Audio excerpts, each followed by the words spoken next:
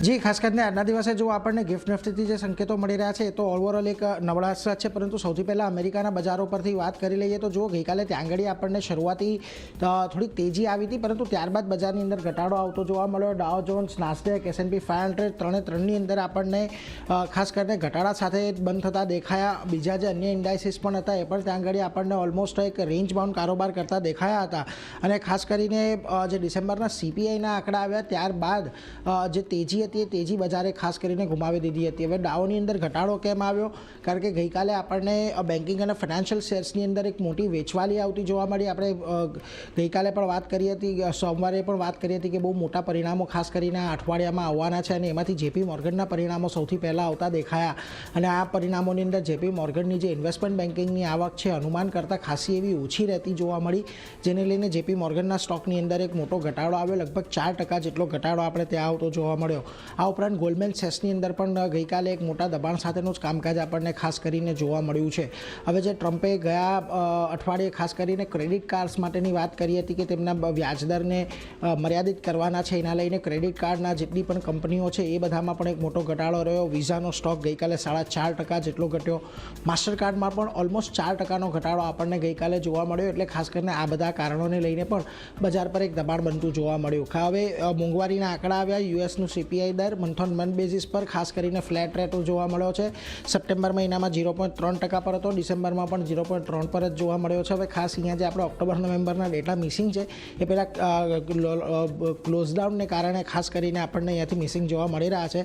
જો કે જે કોર CPI છે એમાં પણ આપણને ડિસેમ્બર મહિનાની અંદર કોઈ બહુ મોટો ફેરફાર જોવા નથી મળ્યો. માસિક ધોરણે ત્યાં પણ 0.2% પર જ આપણને રહેતો જોવા મળ્યો છે. એટલે ખાસ કરીને આ બધા મોંઘવારીની અંદર પણ કોઈ રાહત ન મળવાને કારણે ખાસ કરીને આપણને બજારની અંદર એક ઘટાડો આવતો જોવા મળ્યો.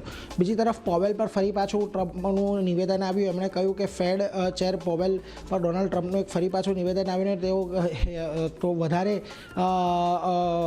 હલકી ભાષાની અંદર તેમણે કહ્યું છે કે ખાસ કરીને કે માણસ જલ્દી જતા રહેશે અહીંથી. અને ફેડના રિનોવેશન ખર્ચને લઈને પણ તેમણે આક્ષેપ કર્યા છે. એમણે કહ્યું છે કે ખર્ચ અબજો ડોલર વધારે થઈ ગયો છે, જેટલો પહેલાં થવો જોઈએ એના એટલો નથી થયો.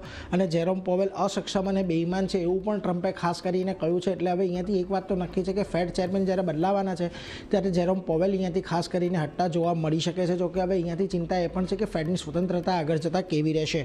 પરંતુ આ બધાની વચ્ચે US ઈરાન વચ્ચે ફરી પાછો એક વખત તણાવ વધતો જોવા મળી શકે છે. કારણ કે અમેરિકાએ ઈરાન સાથે જે બેઠક થવાની હતી તે બેઠક હાલ પૂરતી રદ કરી નાખી છે. હવે આપણને ખબર છે ઈરાનની અંદર એક મોટું લોકોનું વિરોધ પ્રદર્શન ચાલી રહ્યું છે ત્યાંની સરકાર સામે. અને ટ્રમ્પે અહીંયાથી ચેતવણી આપી છે કે જો પ્રદર્શનકારીઓ છે કે જે વિરોધીઓ છે તેમની હત્યા ન રોકવામાં નહીં આવે તો ઈરાન સાથે અમે ખાસ કરીને બેઠક નહીં કરીએ. અને તેમણે જે પ્રદર્શન કરી રહ્યા છે એમને સમર્થન આપ્યું છે અને એવું પણ કહ્યું છે કે તમે પ્રદર્શનને યથાવત રાખો, તમને જલ્દી મદદ મળશે. એટલે અહીંયા ખાસ કરીને ફરી પાછા ઈરાનની અંદર પણ કોઈક પ્રકારે ટ્રમ્પની દખલગીરી થાય એ પ્રકારના સંકેતો અહીંયાથી મળી રહ્યા છે. હવે બીજી તરફ ગ્રીનલેન્ડને મુદ્દે જે પ્રકારે ટ્રમ્પ આક્રમક થયા છે એ પણ ખાસ કરીને અહીંયાથી ધ્યાનમાં રાખવા જેવું છે. કારણ કે મંગળવારે ડેનમાર્ક અને ગ્રીનલેન્ડના વડાપ્રધાન અહીંયાથી મળતા દેખાયા હતા. અને ગ્રીનલેન્ડનું એવું કહેવું છે કે અમેરિકા અને જો યુરોપિયન યુનિયન વચ્ચે અમારે કોઈકની પસંદગી કરવાની હોય તો અમે ડેનમાર્ક અને યુરોપિયન યુનિયનની પસંદગી કરીશું કે ન કે અમેરિકાની. અને લાંબા સમય માટે કોઈ પણ સાથી દેશ માટે ઊભા રહેવું સરળ નથી એવું ગ્રીનલેન્ડ પણ માને છે. પરંતુ એમણે એવું પણ કહ્યું કે વાસ્તવિક પડકાર હજુ ખાસો આવવાનો બાકી છે.